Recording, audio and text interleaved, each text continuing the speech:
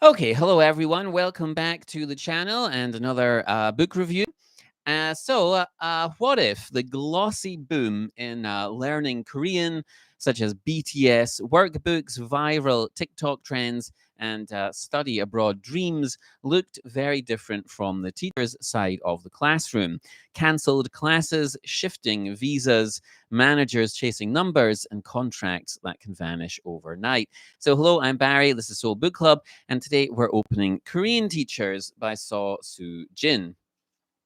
And this was translated by Lizzie Bueller, and it's a prize winning debut which follows four women at a prestigious Seoul language program as they try to teach, pay rent, and stay humane inside a system built for churn. So, from pandemic freefall to the post TAD pivot from Chinese to Vietnamese students, this novel shows the other side of Hallyu: anxiety, precarity, and the messy everyday labor that keeps the K wave afloat.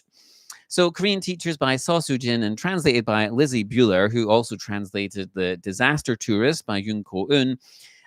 So, quite a significant novel. And after talking about Korean teachers, I'm also going to talk about issue 52 of the Korean Literature Now magazine, which had a segment dedicated to literature about Korean language teachers. So I'll come back to that in a minute or two. But Korean Teachers is Su-jin's debut novel. It was published in 2020 and it won the Hangyeori Literature Prize that year. The English translation was published in 2022, and it was one of the most hyped and much discussed Korean translations of 2022. And Korean Teachers tells the story of four women teaching at a language academy run by a prestigious university in Seoul. It explores the difficulties they face and their challenges trying to balance their lives, their jobs, and their hopes for the future with the frequently very challenging work environment. And it's a timely, thought provoking, and indeed insightful book that should be on the on the radar of everyone interested in Korean language and culture. So, this novel was partly the result of problems that Sosujin experienced during the COVID-19 pandemic. So, let me tell you what happened. Excuse me, sorry. So the novel is inspired by, or it draws on Saw's personal experiences. So her bio tells us that she is a certified Korean language lecturer. She's taught Korean at several universities in Seoul, just like the four protagonists in the novel. Furthermore, as she began to write this book, she was living in Sydney, Australia, where she was also working as a Korean language teacher. And in her acknowledgements, she writes that the COVID-19 pandemic broke out while I was writing this novel. Korean language schools have decreased significantly in size, and many lecturers have lost their jobs.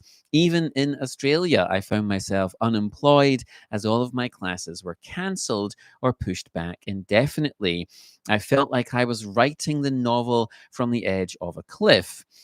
So, all of the characters in the novel encounter this uncertainty and lack of stability in one way or another. They live with this constant sense of anxiety, that they could be let go from their job at any time. So, although the pandemic slowed everything down, the rapid increase in students studying the Korean language is still a much discussed topic here in Korea. The growing popularity of the Korean language is often attributed to the success of Hallyu, and the fandom surrounding K-pop acts such as BTS and Blackpink. In fact, BTS-themed Korean language material, such as Learn Korean with BTS, that sold over 300,000 copies and was published in over around 30 countries.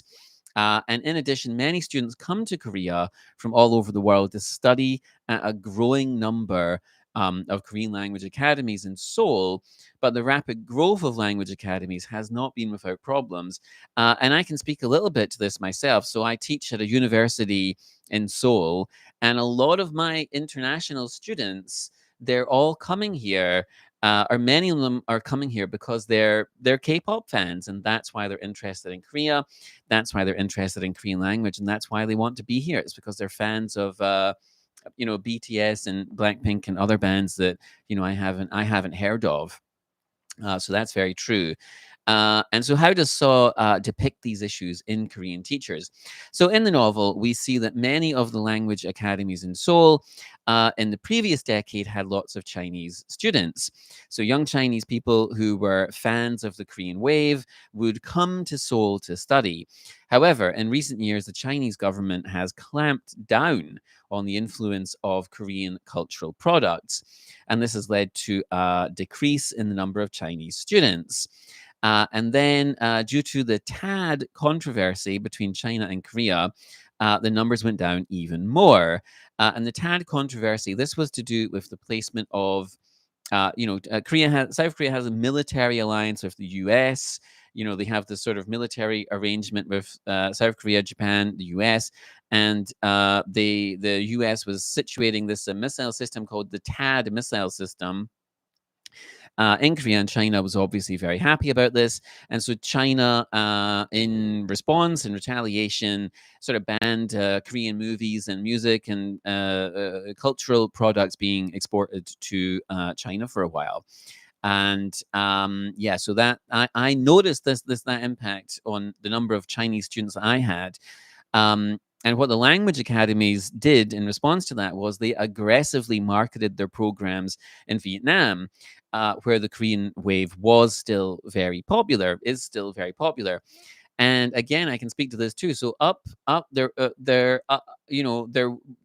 every semester I've been teaching at my current university for a decade, and every semester I had more and more Chinese students, and it got to the point where some classes, there was a couple of classes I had where more than half the class was Chinese students. And then it just the following semester, the next semester, there was almost no Chinese students. And now there's also a Korean language academy in my university. And I sometimes see, when I'm going in between my classes, I will see the Korean language students having a break in between their classes. And the overwhelming majority of them now, at least the past couple of years since the pandemic, they're Vietnamese students. So this is the situation at the novel's beginning. And the rest of the book details the challenges that the teachers have teaching this program, which has been specifically designed for these new Vietnamese students. So, Su-jin has said of this novel that she wanted to portray the other side of the Korean wave to show how class issues between races and linguistic challenges transcend national borders. So, what type of issues and challenges do her characters experience? So, the story follows these 4 teachers over 5 semesters at this special language program set up at a university in Seoul. These programs are extremely common. Most universities have them, make a lot of money for the universities. And each chapter covers one semester from the point of view of a different teacher.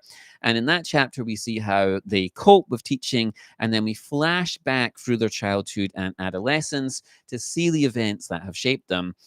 The first teacher we meet is newly appointed. Her name is Sun-yi, and she has been struggling to find full-time employment since graduating and is riddled with anxiety about being a good teacher and keeping this her first job.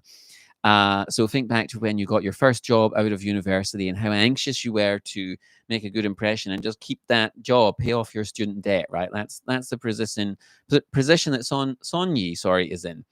So we learn that she was bullied at her all-girls school because she was poorer than her classmates, and she has suffered under the burden of the Korean education system. And she has such high anxiety that she suffers from stomach pains. So what about the other teachers? How do their experiences compare? So we have Mi-jung. And she's been teaching Korean for a while and is just sick of being mistreated and shoved around by her employers. And she often tries to fight and argue against unfair expectations, against the extra work they're expected to do, against the changing hours, and so on. And of course, this has gotten her a bad reputation with the managers, with the bosses. And then through Gaun, we see the peril of becoming too close to your students. And we also learn about the students who use the language academy as a way to come and work illegally in Korea and how they're mistreated by employers. And then there's issues with social media, students posting pictures of the teachers online. And there's really just too many things to summarize. This thing about the posting the pictures online and this kind of sexual harassment of teachers. So this is also true. So there was another university I taught at, and they had some students there who ran a sort of volunteer program teaching Korean language classes. And I haven't been to their classes in a while, but I noticed they posted on their social media, this post complaining, it's not acceptable to make sort of sexual comments to the teachers. This is inappropriate. It's culturally unacceptable. And then a couple of months later, I noticed that they have restricted the people who attend their classes to students of their own university, right? And I'm not going to go any further than that on that one.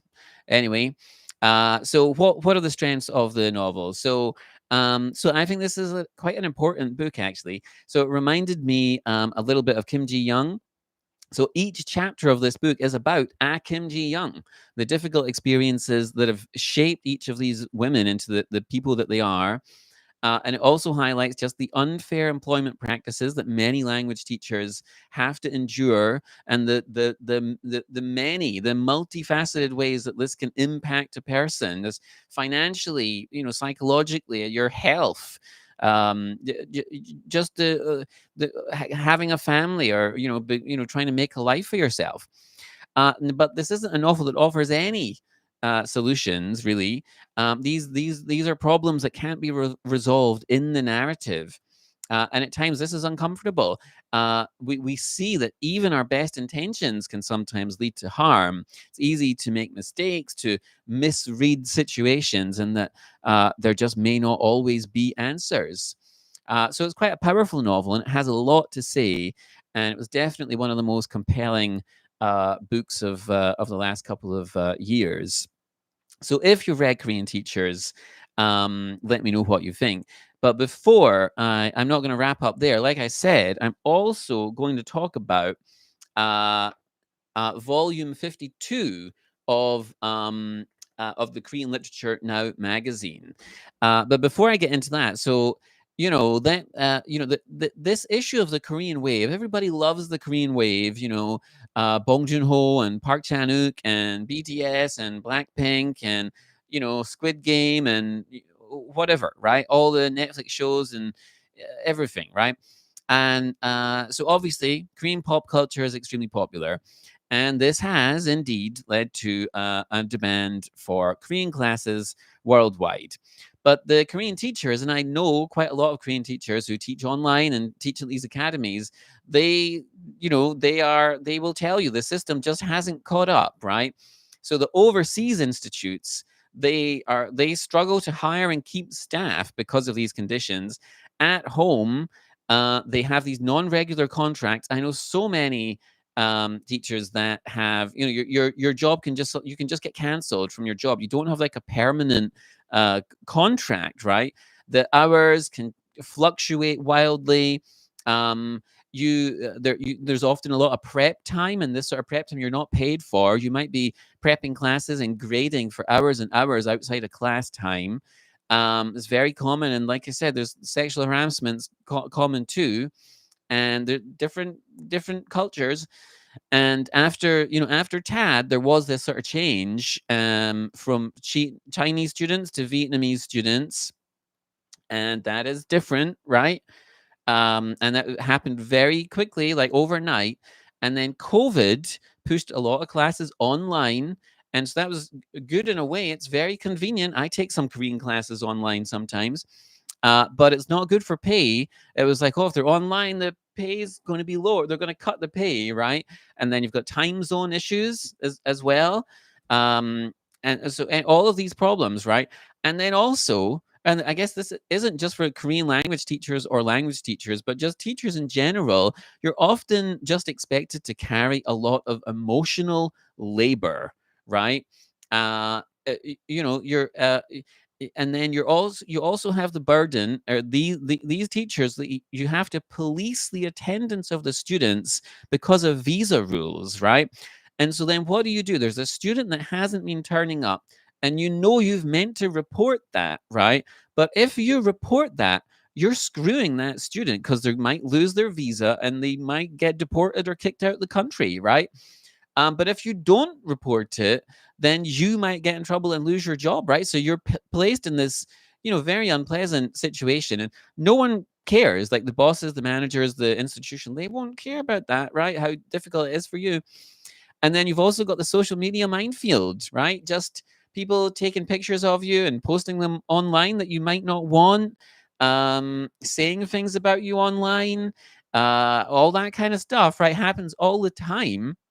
And then also, these Korean teachers are expected to do this sort of cultural ambassador work. You're an ambassador for Korea, right? So, you've got to, put slap a smile on your face and make a good impression, right? For the motherland, right? For the homeland. And so it's really the student head count, right? Like the head that's money, right? And so it's really the head count and the visas that are sort of driving the government policy, just the situation in general. And it's the teachers and the students that sort of pay the price for this situation, right? And so this is a fictional book, but I know plenty of people who have had these experiences, right? Just like Su-jin, she's had these type of experiences too. So anyway, so that was we looked at four teachers in one specific school, but the wider ecosystem has other issues as well, right? And let's move on to the KLN, and it was volume 52, summer 2021, right? So this was a summer issue in 2021 of Korean Literature Now, and it has the special feature was all about spotlighting Korean language education through these four, very sharply observed pieces. So Kim Mi-wol's Chinese lessons, Hyuck-moon's elementary Korean, and sorry, so Juyeon translated the Chinese lessons extract, and Hyun Jung Kim translated the elementary Korean extract. And then the Park Min-jung had an extract called Seshiru Juhee, sorry, and that was translated by Kari Schenk. And then there was also an extract from Korean teachers, the Su-jin story and the Lizzie Bueller translation.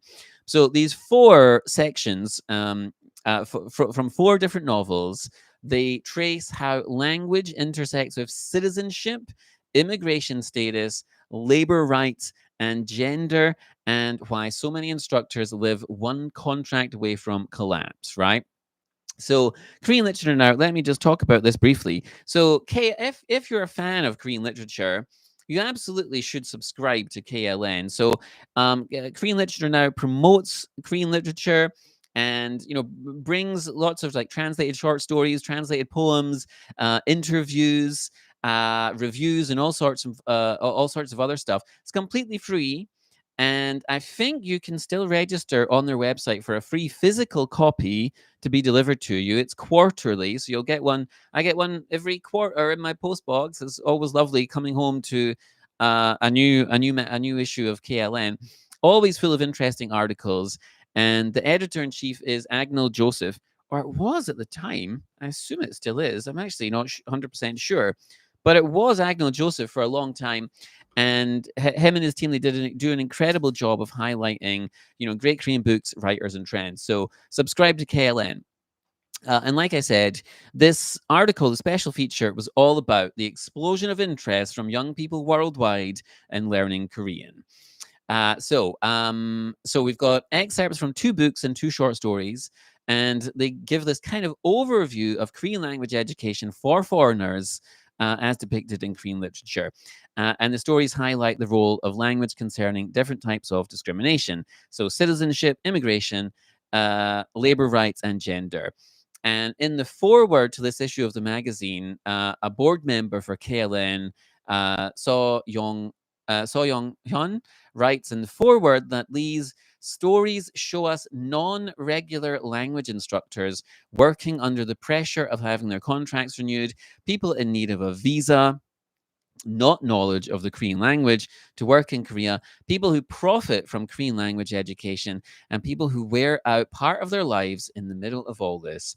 And these 4 stories give a fascinating insight into the role of language education in the modern world. So let's look at the first 2 stories. So the first story is Chinese Lessons by Kim Mi-wol, translated by Juyeon. And so in the story, Sue teaches Korean to international students at a language academy in Incheon. Many of her students are from China, and they register for the Korean classes because it's an easy way to get a visa. They use the visa to come to Korea and work illegally, often in packing facilities or as delivery drivers. And due to their illegal worker status, these students are often exploited.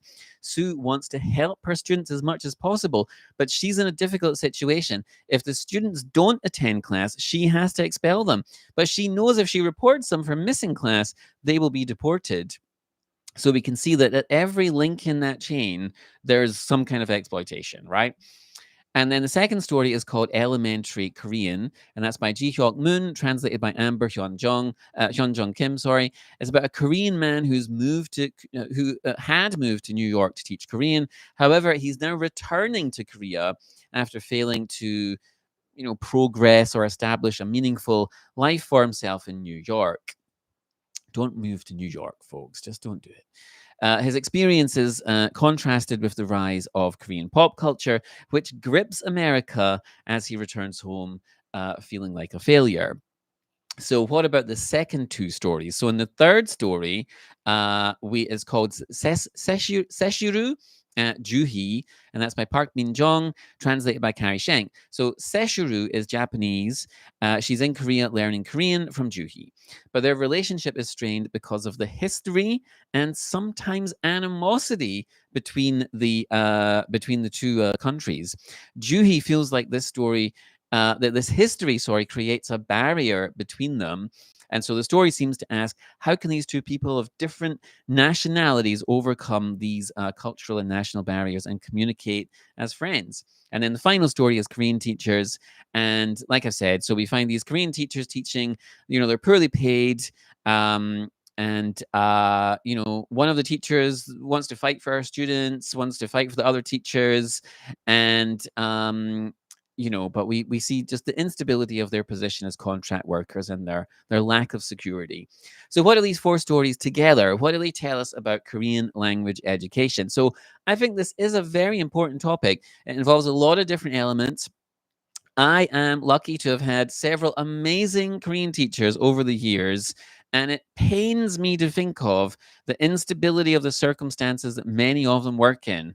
I've been to these Korean language academies at a couple of different universities, and the teachers are fantastic. They're amazing. They're really hardworking.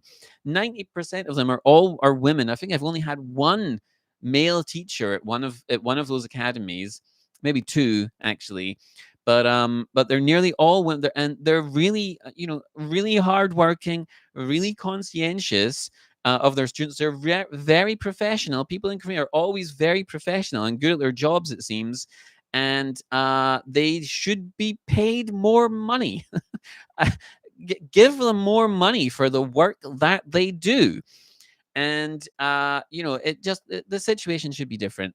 And anyway, one final thing. So critic So Young-in writes that the reality of Korean language education is that language institutes indiscriminately recruit students without setting long-term goals. For teaching them, while contract workers are forced to shoulder the entire responsibility. Working conditions should be improved.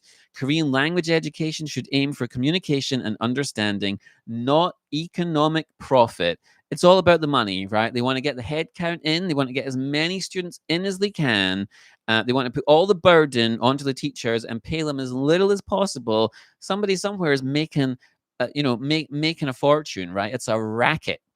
Anyway, sorry, excuse me. These four stories they show the human cost of this profit motive in language education. So anyway, if you teach or study Korean, have you read any of these stories? Does this ring true with your experience? Have you had to police the attendance of your students? Have you been on the visa treadmill? Um, just let me know what you think. Anyway, if you've enjoyed this, like, subscribe, hit all the buttons, and take care. Don't be seduced by the glossy side of K-pop and the K-wave and Hallyu. Think about all the poor people that are actually doing the work behind it all. It's not all Blackpink and BTS and Squid Game and all the rest of it. Anyway, take care. Thanks for watching, and I will see you in another video sometime.